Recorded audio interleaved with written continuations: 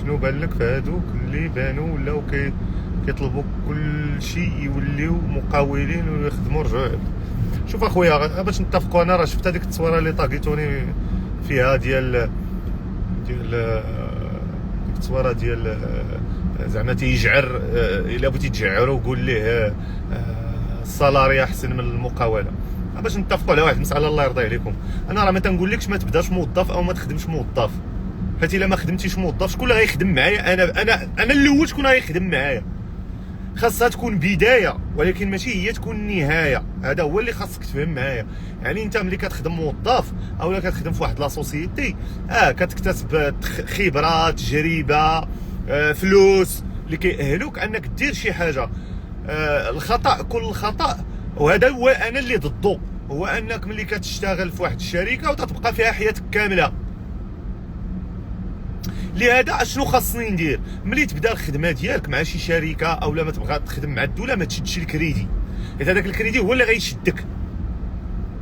يعني انت غادي تخدم، غادي تخدم، غتجمع فلوس، غتفكر في شي بروجي اولا شوف شنو اللي انت باغي دير ودير بروجي ديالك وما تربطش ديالك بالكريدي. حيت خاصك تعرف واحد القضيه، انه الشركات والمدراء ديال الشركات احب حاجه على قلبهم هي ملي كتجي عندي وتتقول لي عافاك راه باغي ندير كريدي دو كونسوماسيون. انا راه كيعجبني الحال ملي تنسمع انا هاد الهضره. علاش كيعجبني الحال؟ لان غنشدك ولا شديتك. دابا انت وليتي في كريدي كونسوما، وليتي في الكريديات، كريدي الدار، كريدي الطوموبيل، واش باقي غادي تخرج من ديك الخدمه وتمشي دير شي مشروع؟ راه ما غاديرش، غتبقى لاصق في هذيك الخدمه. هذا هو اللي غادي يوقع لك. والاشكال الكبير اللي خاصك تعرف، انا ما كنجمعش كلشي بطبيعه الحال، ولكن كنقول ان بعض المدراء ملي كيعطي الكريدي للموظف تيستعبدو. ديك الساعه يبدا يغوت عليك. انا حضرت العام اللي فات حضرت لواحد لاصين وحق الله كون شفتيها انت، كون شافوها الناس. عرفتي واحد مرة عرفتي اش دارت لي واحد خونا؟ بهدلاتو قدامي، خرج عليا ما بقيت انا ديري لي هكا وحق الرب ما عرفين نوصل معاك.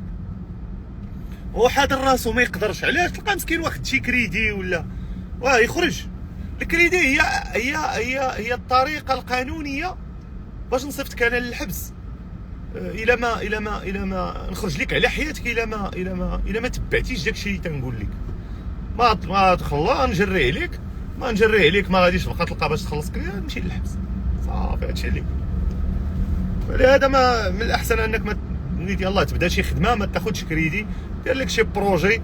الخدمه بالنسبه لك هي واحد الحاجه عابره. شتي لو كانوا الشباب كلهم تيفكروا هكا ما غاديش تلقى ازمات الشغل بعدا. علاش حنا عندنا ازمات الشغل؟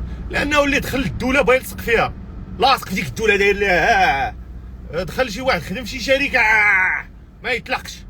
هذا هو المشكل. وما كنتي تخدم باساج نخدم ونمشي ندير ديالي ونعاود نخدم ناس اخرين شباب، كون راه غتمشي مزيان. كل حركه التشغيل في المغرب غتمشي مزيان. ولكن المشكل ديالنا هو ان حنا ما تنديروش هادشي.